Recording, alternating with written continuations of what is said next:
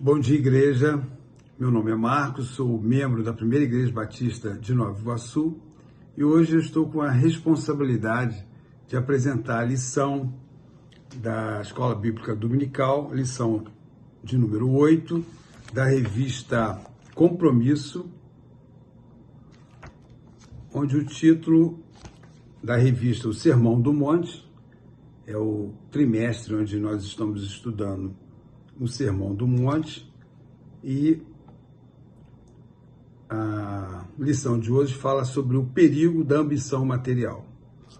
O Sermão do Monte é uma mensagem, uma pregação de Jesus Cristo de extrema importância para a nossa vida espiritual. Mas antes de iniciarmos a lição, vamos fazer uma oração e logo depois a gente inicia. Pai Celeste, obrigado, Senhor, pela oportunidade de estarmos aqui em classe de Escola Bíblica Dominical, onde iremos falar um pouquinho mais da Tua Palavra, em aprendermos mais do que o Senhor quer para nossas vidas. Obrigado pela nossa igreja, obrigado por todos os membros, obrigado pelo nosso pastor Cleibion, sua família. Guarda-nos com teu amor santo, Senhor. Que tudo que seja dito aqui seja para a honra e glória do teu santo nome. Livra-nos do mal, perdoa os nossos pecados.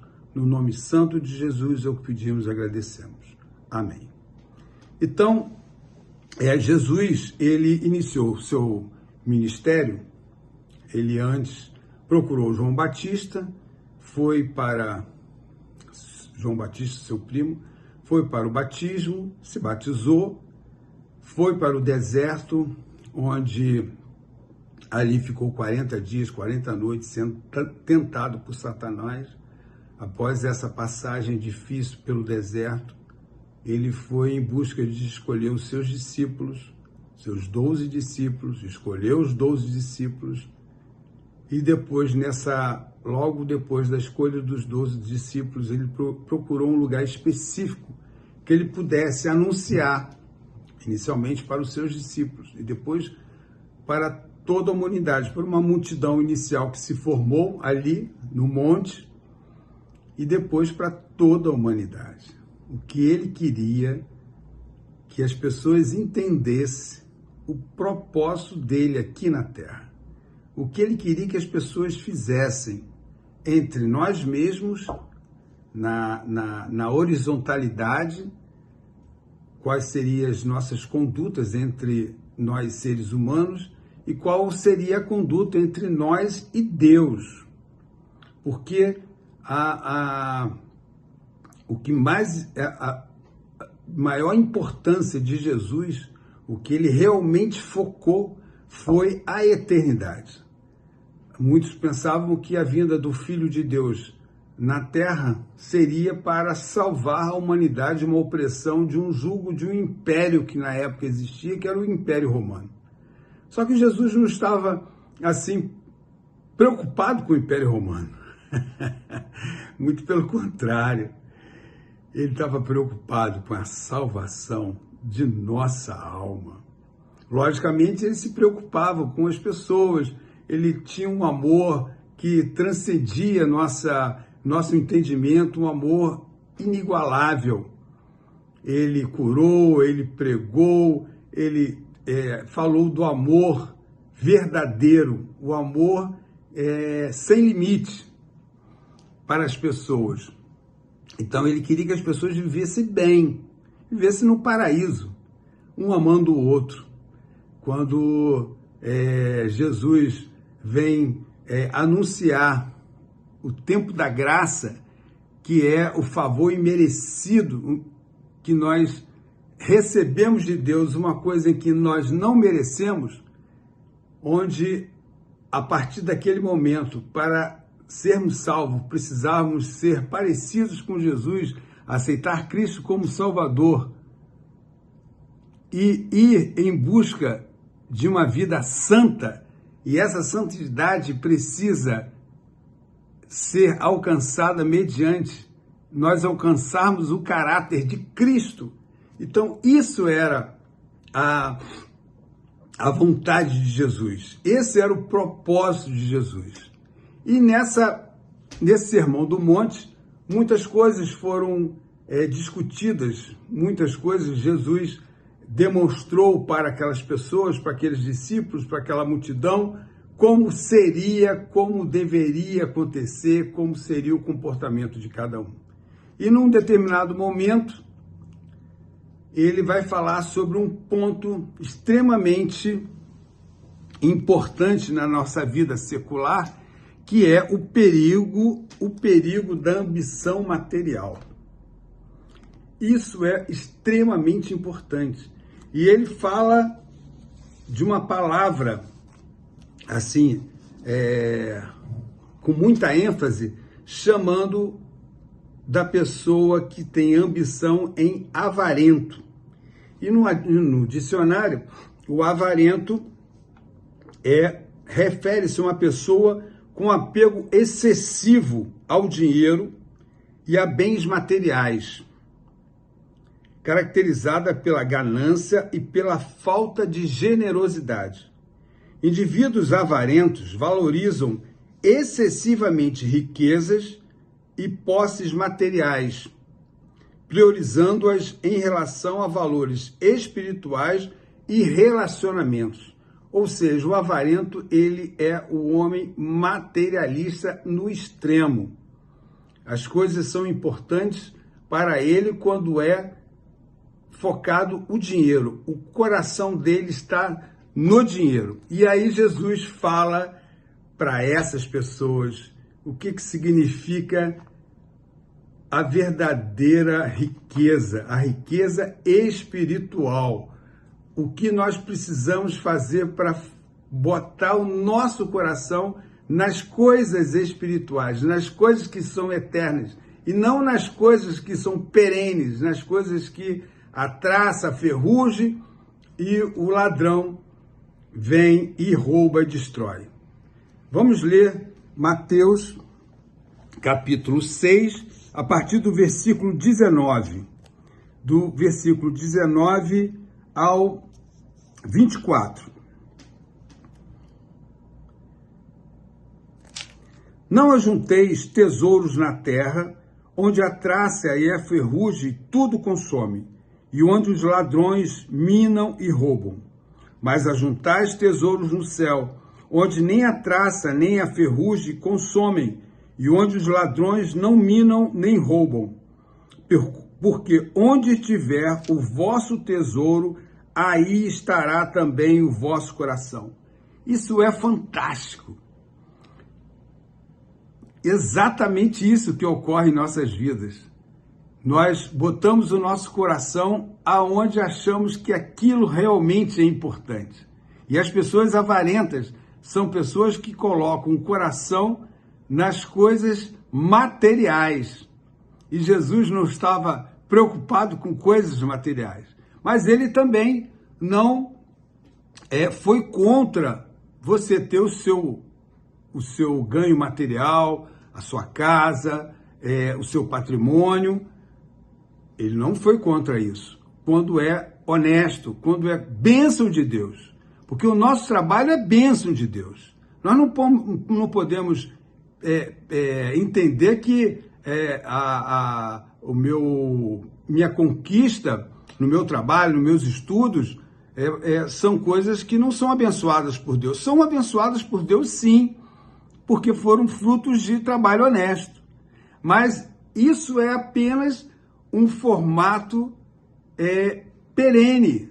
Não são coisas que vão ser eternas na minha vida. Uma ocasião, um pastor me visitou no consultório, trazendo o filho dele para uma consulta, e o garoto tinha de operar uma hérnia. Eu operei a hérnia, tirei os pontos, e aí já lá no final, já do acompanhamento desse garoto, desse filho do pastor, eu um africano, ele me falou o seguinte: doutor, se o crente entender que tudo é de Deus, que nada é nosso, que apenas administramos coisas que não são nossas. Então, se nós nos enriquecermos aqui na Terra e entendermos que esse enriquecimento é fruto de uma bondade divina e que não é nosso, é apenas uma coisa que você vai administrar, você pode ser rico sem problema, que a tua riqueza não vai trazer risco de você perder a tua salvação. Agora, se você, com essa riqueza, se tornar um homem avarento, um homem que bota o coração naquela riqueza, é melhor você ser pobre para não correr risco de perder a salvação. Mas isso é a pura verdade. E Jesus fala aqui dessa forma: porque onde estiver o vosso tesouro, aí estará também o vosso coração. A candeia do corpo são os olhos, de sorte que se os teus olhos forem bons, todo o teu corpo terá luz. Se, porém, os teus olhos forem maus, o teu corpo será tenebroso. Se, portanto, a luz que em ti há são trevas, quão grandes serão tais trevas? Ninguém pode servir a dois senhores, porque ou há de odiar um e amar o outro, ou se dedicará a um e desprezará o outro. Não podeis servir a Deus e a Mamon. Na época de Jesus, a referência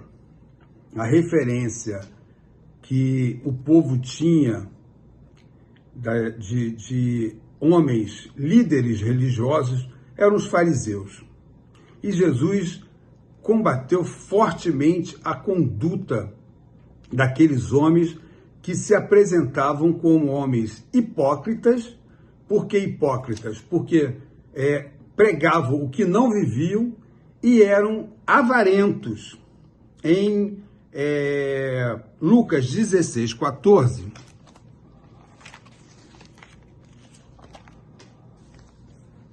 diz o seguinte: e os fariseus, que eram avarentos, ouviam todas essas coisas e zombavam dele. Então eles utilizavam da posição de líderes religiosos para adquirir bens financeiros, para aumentar o seu patrimônio material humano. E isso Jesus não admitia. Fora que eram homens que pregavam uma determinada coisa para a população, para o povo, e viviam outra. Eram homens verdadeiramente hipócritas. Os sacerdotes, em Mateus 21:13,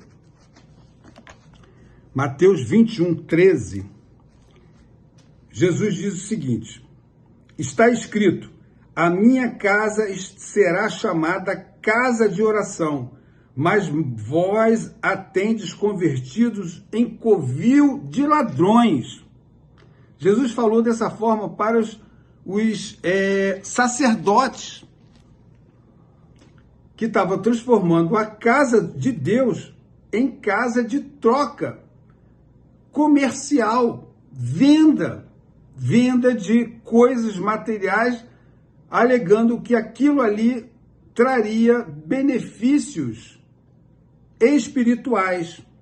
Em Isaías, capítulo 56, versículo 7, diz o seguinte: também os levarei ao meu santo monte e os festejarei na minha casa de oração. Os seus holocaustos e os seus sacrifícios serão aceitos no meu altar, porque a minha casa será chamada casa de oração para todos os povos. Minha gente, a igreja é a casa de oração. A igreja é um lugar santo, é um lugar onde nós nos confraternizamos entre nós irmãos. É um lugar onde nos sentimos bem. Quantos problemas a gente vem para a igreja, problemas financeiros, de saúde, e ali na igreja, com os louvores, com a palavra de Deus sendo proclamada, tudo passa, parece que ali os teus problemas não existem. é uma coisa espetacular. É a casa de oração e precisamos conduzir a nossa igreja dessa forma. O nosso templo é nossa referência de local de reunião da Igreja de Cristo como uma casa de oração. E Jesus encarou situações completamente diferentes, que as pessoas estavam transformando a casa de oração em casa de comércio. E ele não aceitou isso em hipótese nenhuma. Nós não podemos adorar dois deuses. Nós podemos somente adorar o Deus verdadeiro. Não podemos adorar Deus e a Mamon, que é o Deus do dinheiro. Em Deuteronômio, capítulo 28, Deuteronômio, capítulo 28, versículo 8 e 9, Moisés fala do dinheiro, da herança, do patrimônio, bênção de Deus para aquelas pessoas, para aqueles homens, onde a promessa da terra prometida, da terra santa para aqueles homens vindo de um jugo de escravidão no Egito. E ele fala sobre essa riqueza que vai vir das mãos de Deus. Mas para que eles pudessem ter essa riqueza, era preciso ter um compromisso com a palavra de Deus, vidas aos pés de Deus, do altar de Deus. Nós precisamos deixar a nossa vida no altar de Deus. Então, olha o que fala. O Senhor mandará que a bênção esteja contigo nos teus celeiros e em tudo que puseres a tua mão, e te abençoará na terra que te der o Senhor teu Deus. A terra que Deus vai dar.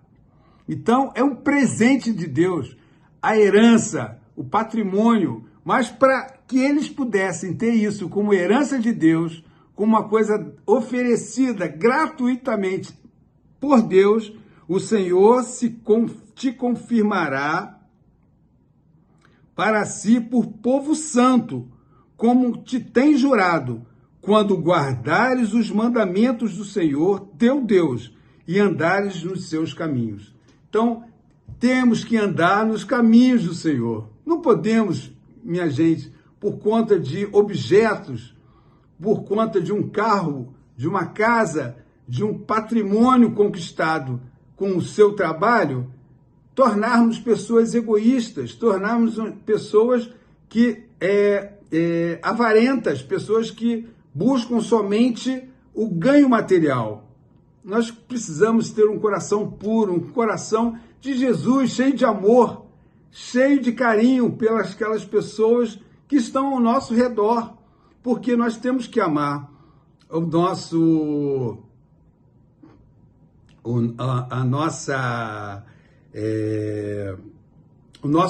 amigo, o nosso companheiro, como nós amamos a nós mesmos.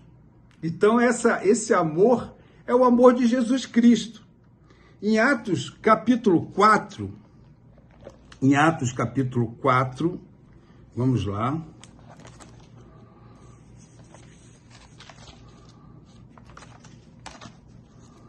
Do versículo 34 ao 35,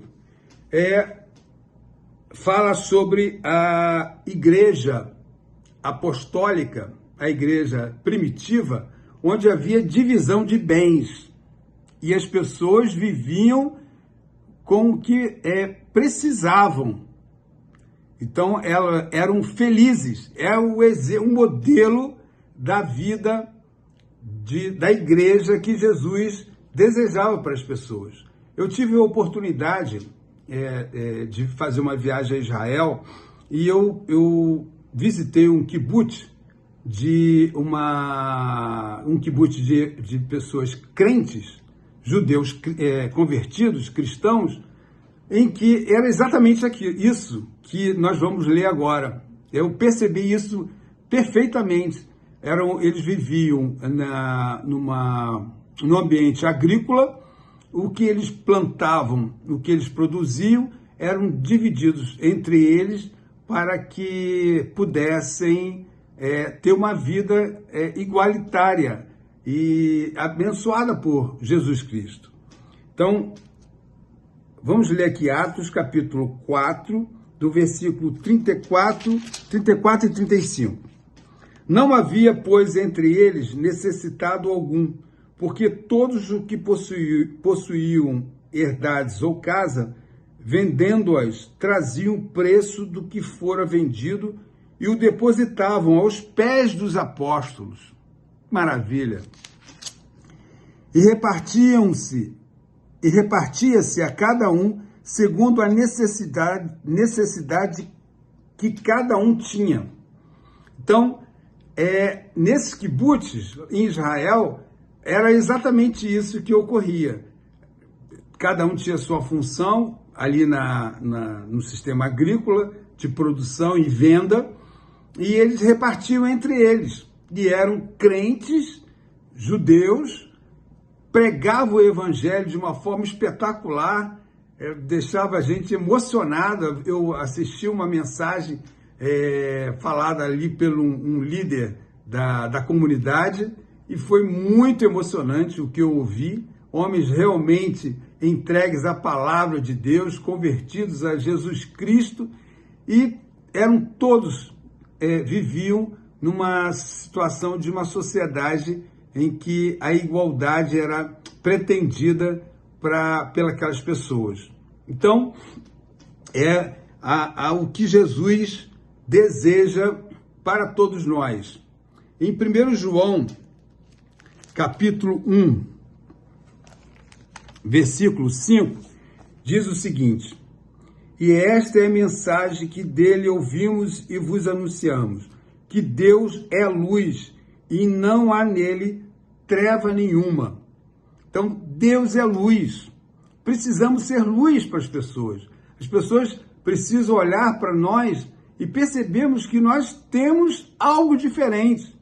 Apesar de todas as situações que passamos, pelas dificuldades da nossa vida principalmente social, financeira, profissional, muitas dificuldades, muitos problemas que são resolvidos ou são administrados, que não podemos resolver, mas tentamos administrar para que aquele problema não atinja a nossa família. Tem problemas que conseguimos resolver, outros administramos, mas que Deus tem que estar dentro de nós. O Espírito Santo de Deus tem que ser uma verdade para todos nós, porque precisamos demonstrar isso para as pessoas. Se Deus é luz, também precisamos ser luz, porque apesar de ser uma coisa impossível de atingir o caráter de Cristo, mas estamos nesse caminho. Jesus Cristo é a nossa referência de vida.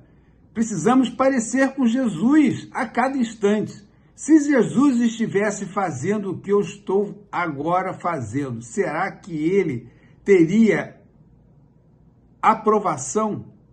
Será que ele aprovaria fazer isso que eu estou fazendo agora? Será que Jesus estaria nesse local onde eu estou? Será que ele estaria fazendo nesse local onde eu estou? Estaria fazendo a mesma coisa que eu estou fazendo? Será que ele estaria falando a mesma coisa? Precisamos sempre pensar dessa forma, minha gente. Jesus Cristo é a nossa referência. Jesus Cristo é o nosso Salvador e o nosso Senhor. Após o entendimento da salvação por Cristo Jesus, pela cruz de Jesus, pelo seu sacrifício, a gente tem que entrar no caminho de santidade, buscar a santidade, independente se você é pobre, se você é rico, se você está trabalhando, se você não está trabalhando, se você está estudando, se você não está estudando, não importa o que você esteja fazendo, mas precisamos buscar a santidade, porque somente com a santidade iremos chegar a Deus. E a santidade que buscamos é a santidade de Jesus Cristo. Essa é a santidade que buscamos. Ninguém pode servir a dois senhores. Ninguém pode servir a Deus e ao dinheiro. Estamos numa sociedade capitalista. Vivemos numa sociedade capitalista, onde o dinheiro é necessário para fazer compra de alimentos, para fazer compra da sua casa, compra do seu carro, para sustento dos seus filhos na escola. Precisamos do dinheiro para nosso sustento secular. Mas não que esse dinheiro seja a única coisa ou a coisa mais importante da sua vida. O dinheiro é apenas um objeto onde você utiliza para alcançar, a conquistar alguma coisa necessária para o teu bem-estar familiar, principalmente familiar. Quem é chefe de família sabe o que eu estou falando. Você para de pensar em si mesmo e pensar no bem-estar familiar. O que eu preciso fazer para a minha família estar bem? Então eu vou atrás de um bom trabalho, de ser um bom profissional, tentar oferecer o meu melhor. Isso é muito importante também, entendermos que como crentes, como pessoas que têm um caráter de Cristo, precisamos oferecer o nosso melhor. Não importa o salário que estejamos ganhando, temos que ter a consciência de que o meu melhor está sendo oferecido, porque Jesus Cristo foi assim. Ele sempre ofereceu a todos nós o seu melhor, sempre, 100%, em todos os momentos. Ele nunca ofereceu o resto, ele sempre ofereceu o melhor. E precisamos oferecer o melhor. O tesouro no céu, que se fala aqui nessa mensagem de Jesus Cristo, o tesouro no céu, precisamos guardar, oferecermos tudo que temos, tudo que somos, para a glória de Deus. Isso que é sensacional. E aqui, para finalizar a lição, eu vou ler aqui o texto da revista, que é a conclusão do estudo. Esse estudo foi baseado no princípio da liberdade que rege os súditos do reino de Deus no que diz respeito à forma como devem lidar com os valores materiais. Os verdadeiros cristãos absorveram o evangelho proclamado por Jesus e, consequentemente, são regidos pela lei do amor que os induz à prática da justiça. Somos desafiados por Jesus a enfrentar a tirania da ganância que domina os avarentos, cujo coração está aprisionado pela ambição material. Devemos encarar o dinheiro como um grande rival das reivindicações de Deus, cujos direitos sobre nós são exclusivos.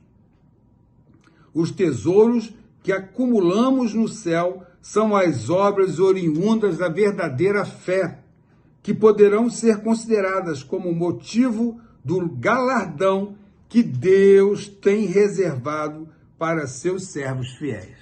Muito obrigado, minha gente, muito obrigado, igreja, pela paciência aí de ficar alguns minutos ouvindo a palavra de Deus, e esse é o recado que hoje eu tenho para dar dessa lição. Vamos orar e finalizar a nossa lição de hoje. Pai Celeste, obrigado, Senhor, por essa palavra que veio do teu trono, Senhor, e eu fui apenas utilizado como teu instrumento. Que todas as pessoas que ouviram possam se sentir abençoados, Senhor. Que as pessoas se sintam, Senhor, transformadas pela tua palavra, que é grandiosa, que é poderosa, que não tem nenhum tipo de comparação. Obrigado por esse dia, dá-nos a tua paz, dá-nos o teu amor, dá-nos o teu perdão. Obrigado por tudo que o Senhor tem feito por todos nós. No nome santo de Jesus é o que pedimos e agradecemos. Amém.